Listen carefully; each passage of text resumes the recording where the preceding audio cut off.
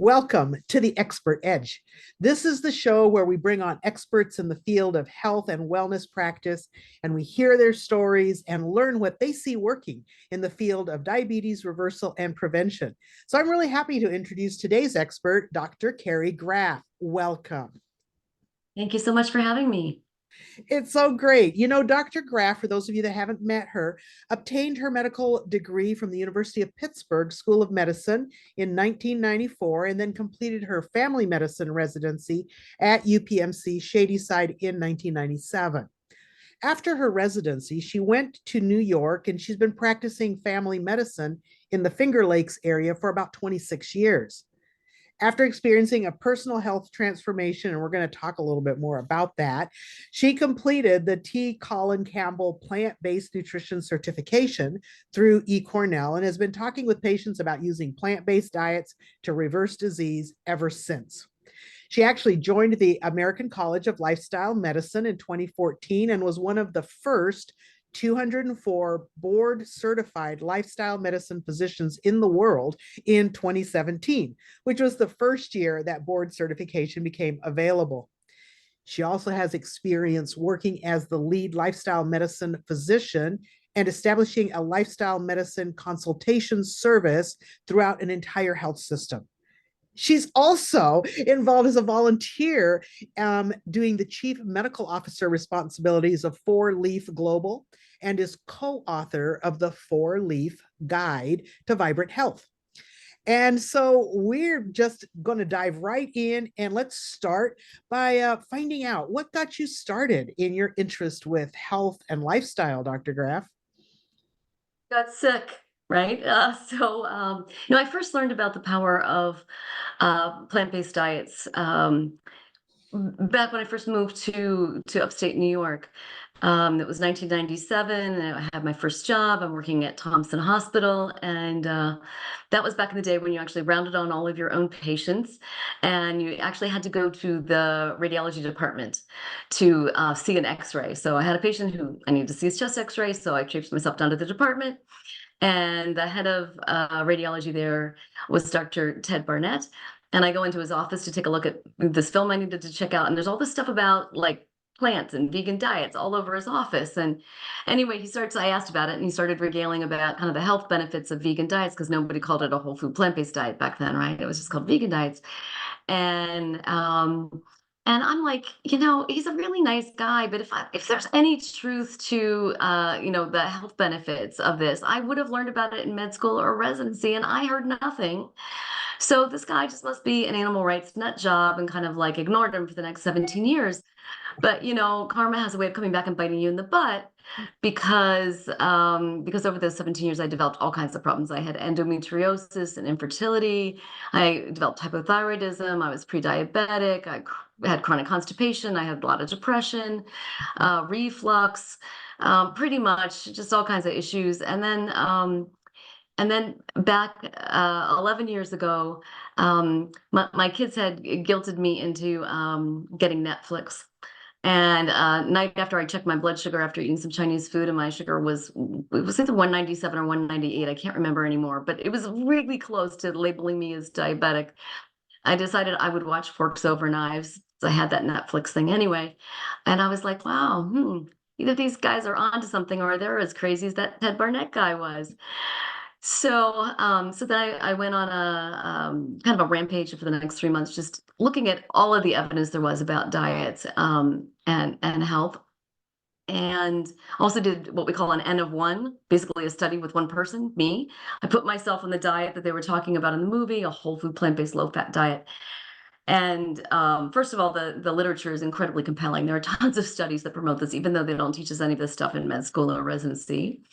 But my own personal health transformation was so fast and so profound that I was completely sold. So Yeah, tell pretty me a much little bit everything. more.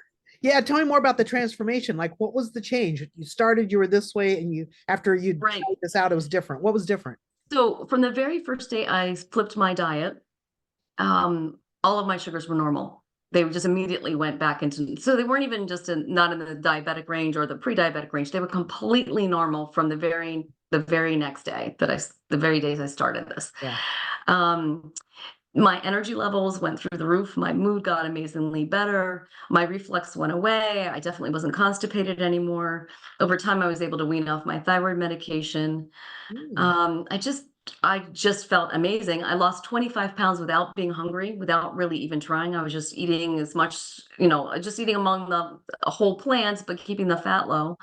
And the weight just kind of poured off without being hungry. So Mhm. I kind of joke that, I'm still seeing patients at that point, right? And they kind of see me looking and feeling better than I've felt in a long time. And it was very noticeable, especially because I had lost weight with it. And they were asking what I was doing. And I kind of joke that started talking about whole food plant-based diets, and just never shut up. But that actually isn't really far from the truth. That's kind of what happened.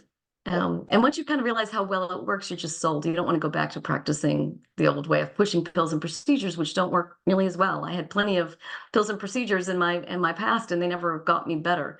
But changing my diet made a massive difference. That's really powerful because we often underestimate how much difference just changing what we eat can do for our life and for our health. And like you mentioned, it really affected many things for you. You didn't just lose weight, you didn't just normalize blood sugars, but you experienced all of these other benefits as well. And I love that you're sharing that this wasn't something you learned in medical school, because I have a lot of clients that say, well, my doctor said that I should do this or I should do it this way. And there's like, if the doctor said that, how could it be wrong? And really what we're looking at here is that the science hasn't caught up with medical school curriculums in many cases. Would you agree? Completely agree. It's super frustrating, right? I can remember what I was taught back then. I can remember three things. They didn't talk much about nutrition, but I learned about scurvy. That's vitamin C deficiency. I've never seen that in my whole career, but I did learn about that. And I remember about scurvy. Beriberi, which is a thiamine deficiency. I have seen that twice. Both of the times it was somebody who's had an alcohol issue, was drinking a lot of alcohol. You could get thiamine deficiency with that. And kwashiorkor, which is those big bellies that the really skinny kids get when they're starving to death. You'll see like pictures from Africa, where kind of when I grew up, that was kind of like what I see. But I've never seen that in real life either. So it's like all these things that you don't see, but I see diabetes and obesity and high blood pressure and high cholesterol and heart disease and autoimmune diseases every single bloody day. And they Mm. didn't bother to tell me how much our diets impact that. And really it's about 80% of all of the health misery we see in the US as physicians. About 80% is lifestyle related. It's what we do or don't do with just three things. It's our fingers, our forks, and our feet. Fingers is smoking, alcohol, and drug use. Forks is what we're putting on our plate, and physical activity is, the feet is physical activity. So 80% of all the health misery we're self-inflicting on ourselves unknowingly. Mm. Just thinking, oh, it's genetic. Oh, I just need to take a pill for this. And not realizing that we have the ability to reverse it. So that's the great thing too, is that I think we kind of a lot of doctors will say, okay, diet matters, exercise matters, but they think that it only matters until you develop something and then it's too late. That's not true. Our bodies are inherently a self-healing mechanism. So most of the time, if you fix what drove the problem in the first place, it will reverse. So that's not 100%. And obviously, if you're having crushing chest pain, don't start eating, kale. Get yourself to the emergency room, call 911, right? That there are times when medical intervention is absolutely critical and needed. But we really do have a lot of power to reverse what's going on. And because almost all of the chronic medical diseases that Americans experience, they all come from the same lifestyle issues. So if you fix the lifestyle issues, they tend to all get better all at one time. Exactly. I just love the fact that you don't have to take one lifestyle approach for reversing heart disease and a completely different or contradictory one for diabetes. It's like, no, you get to Exact avoid same all of diet. these with the same interventions. And Right. it's Same just diet. amazing. Yes. And the fact that this is still not commonly being taught in most medical school curriculums is one of the biggest reasons why I feel like the series that we're doing here in the Expert Edge is so important. with a medical background, I'm a registered nurse and I have a master's in public health. Working in the hospital, like around surgery and procedures, I'm used to this paperwork that patients always have to sign called an informed consent. you know and you have to sign that that this procedure has risk, and the risk almost always include death. And the doctor has to make sure they tell you that before you go through the procedure, and you sign off that that. Yet every day people are putting things in their mouth that have an extraordinarily powerful effect on the outcomes health wise without any information about it. And so I really feel like, as informed health professionals, it's our responsibility to educate people so that whatever choice they choose to make, it's actually a choice and they actually understand the consequences. So, like, I don't feel like I'm here to tell people what to do, but I do want people to understand the consequences of their choices. And I love how you're bringing that out, and you're bringing it out in a whole lifestyle. So it's not even just about food. What are some of the other areas of lifestyle that we must consider as well as diet? That's a great point.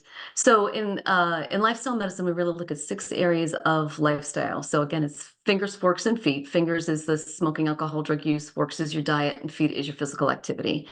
So those make up the bulk of what happens to you medically. But there are 3 other ones that have some independent effect on our health, but they could completely sabotage your ability to make and maintain healthy changes with your fingers, forks, and feet. And so I kind of see them as like they are the foundation on which everything needs to be built. There's sleep, making sure that you've got adequate amounts of sleep, and it's restorative sleep. So you can sleep 12 hours, but if you've got sleep apnea and you're waking up every, 3 times a minute, you're not going to have any, real sleep. It's stress. How much do you have and how well do you manage what you have? Mhm. And the last thing, and really the most important thing, is what I think about it as love. So it's fingers, forks, feet, sleep, stress, and love. And love is the most important. And it does represent good relationships, but primarily in my mind, it represents what is it that you want to be alive and healthy for. Mm. And the reason why that's so critically important is that a lot of folks that will come to see me initially will see me right after something bad happens. They had a heart attack, they got a cancer diagnosis, they had diabetes, but now they need to be on insulin. Something bad happened and they're scared. And fear is only a good motivator for the first 2 months or so, maybe 3 months, if you've got somebody who's really strong-willed. But if you have to convince yourself to eat healthy and to exercise by freaking yourself out that you're going to die if you don't, you either get so depressed or so anxious that you don't care about being alive anyway. So you might as well, eat that cheeseburger, or stick your head in the sand and pretend it's not happening, one or the other. So having a positive motivator is the number one most critical thing. So I always evaluate to see what that is for people. If they don't have one, that's the first thing that we work on is, we need to get more joy, more happiness in your life so that this will keep going. Yeah. Um, and then, if you don't have good stress management skills, if your only stress management skill is, eating donuts or chocolate or whatever, right, it's not going to work. You're not going to be able to make changes on the front because you're not going to have something to relieve your stress. And if you're exhausted, you're going to power your way through the day by sugar and caffeine, right? So you're going to get to nighttime, you're going to be exhausted, and you're just going to eat whatever. So you really need to make sure you're well rested and got good stress management and those and positive motivators, and those are in place before you really start working hard on your diet. Mm. Otherwise, it just won't last. Yes, and I think that is so important because we can talk about the do's and the don'ts and the checklist, and many people are already aware of most of the things on that list. Most people know donuts and sugar, for example, aren't going to give you the best health. But that's not enough. Like, just knowing that that's not supporting your best health or long-term outcomes isn't enough. The motivational part, I believe, is truly important. And I love how you brought out how love is kind of at the core of that. And as I look at that as a Christian, I just can't agree more, because sometimes as human beings, we've experienced trauma or negative things, especially early in life, that have led us to a place where we might not love ourselves very much. But as a Christian, when we know that the God of the universe loves us, that creates value for us. It's like it's not up to somebody else's opinion of whether I'm valuable or not, or even my own opinion. Only God's opinion really matters. And when we know how much He cares for us, that is to me the ultimate motivation to take care of the gift of the body that He's given us. That there really is a reason to pay attention and to keep on keeping on when things get hard or Yeah. rough. How And so many I how love many places in the Bible does it talk about the body being the temple of God? I how, mean, yes. it's over and over again. I think about, every time I'm preparing food or eating food, it's like I'm so grateful to have this, and it's like a prayer of thanks as you're preparing it, and it's also a prayer as you're eating it, right? And That I, you're honoring yeah. this body that you've been given. And that attitude as we eat, that gratefulness actually enhances our digestion. I mean, it's like it all works together synergistically so well. And as we are thankful for what's on our plate rather than being anxious about is this going to hurt me or help me, I really think that that whole attitude is one of the ways in which eating becomes so much more than just a chore or doing it the right way. It's more about this is really a gift as well, and we get to enjoy it and mindfully think about the taste and the textures and all of those things that God created for us. And on this plant forward plate where we have lots of plants of different colors and textures and flavors, there's so much variety, it's so interesting, so flavorful. It's like it's really hard to beat. Well, I was a huge foodie before I adopted this diet, and I would have never thought that I would have adopted it. Like, I'm thinking, oh, this is really boring, whatever. Well, how could I give up all the stuff that I eat before?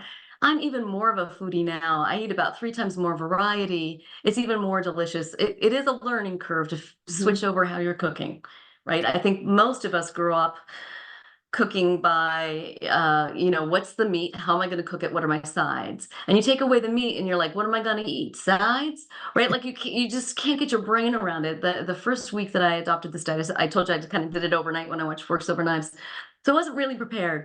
So I ended up that week every night for dinner all I ate was roasted vegetables and brown rice, because I couldn't think of a single other thing to cook. And now it's like, oh my gosh, how can I sweet potato, enchiladas, like all of the lentil soups. I'm a big soup person. It's Yeah, winter too, so it's easy to do them. But basically, you can just throw a million things in them, and there's just so much variety. there But are. it's hard to get out of your brain, right? Because I seriously, you think about it as planning it by what's the meat, how you're cooking it, what are the sides. For most Yeah, of us is how we learn how to cook. exactly, especially if it's a main meal for the family. So when Mhm. you eliminate that main piece, it's like it doesn't seem like anything's left. And yet when you learn how to replace it with whole grains, of which there's a huge list, with legumes, of which there's even more, and they come in all colors and flavors and can be fixed in so many different ways. And one of the things that I love about having a plant-based diet is that the leftover problem kind of disappears.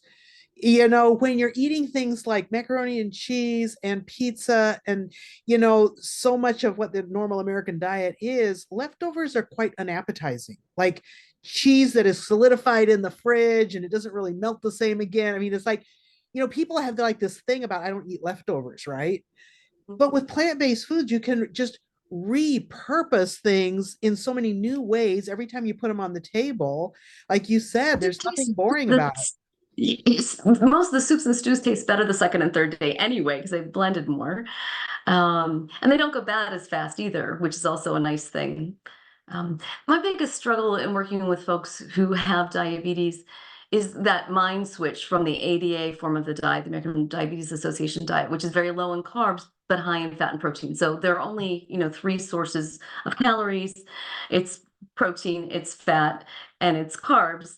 And the American Diabetes Association tries to control your sugar levels by reducing your carbohydrate intake, which means your fat and your protein is really high.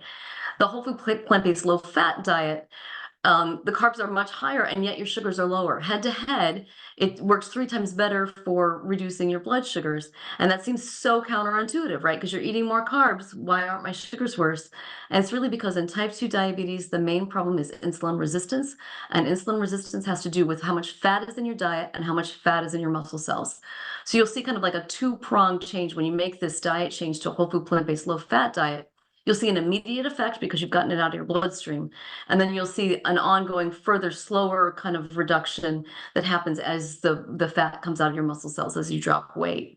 Mm. But I want you to think about it for a second for the folks that are following the American Diabetes Association diet, right? So you take out the carbs, but you increase protein, you increase fat. Well, what do folks with diabetes die from? They die from heart disease, number one, from all the fat they're eating, and they die from kidney failure from all the protein they're eating.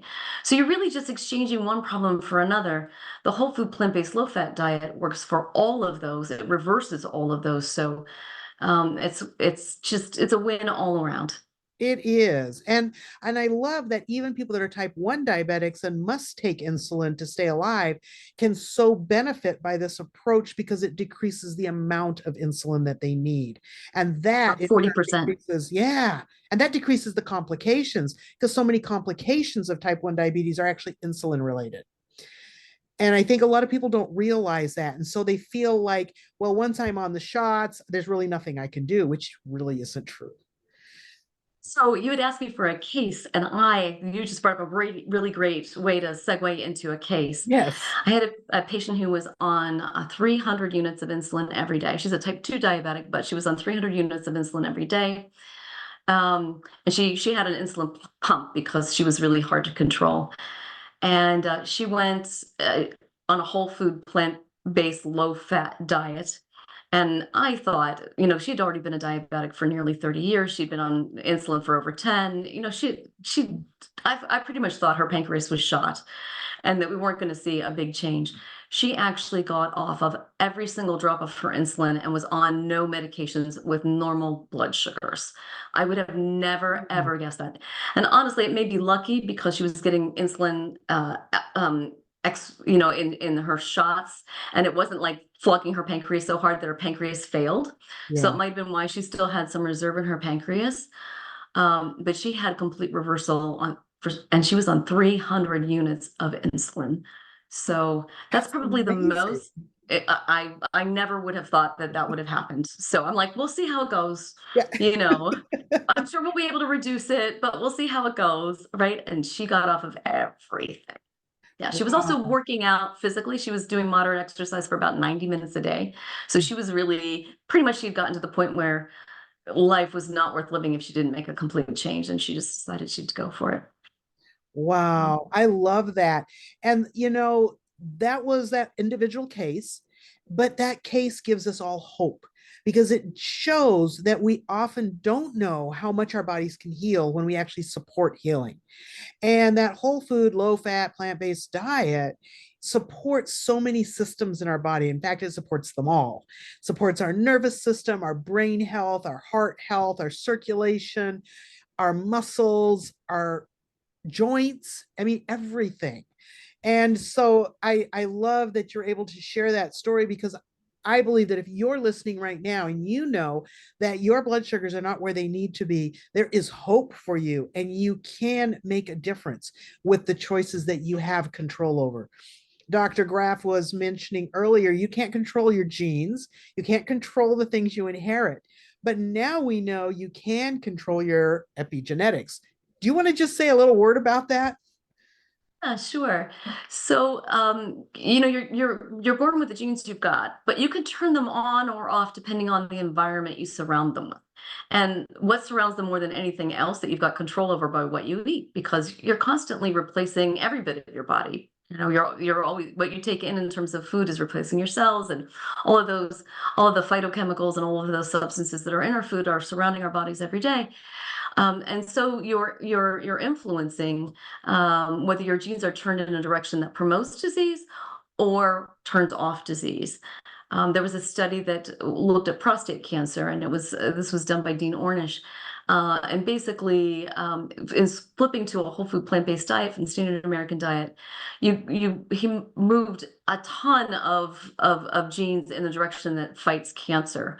So you really do have a lot of ability. Now, there are some genes that are just going to be bad no matter what, but those are few and far between. Most of them are not, most genes are not dictators. They're just, kind of suggestions.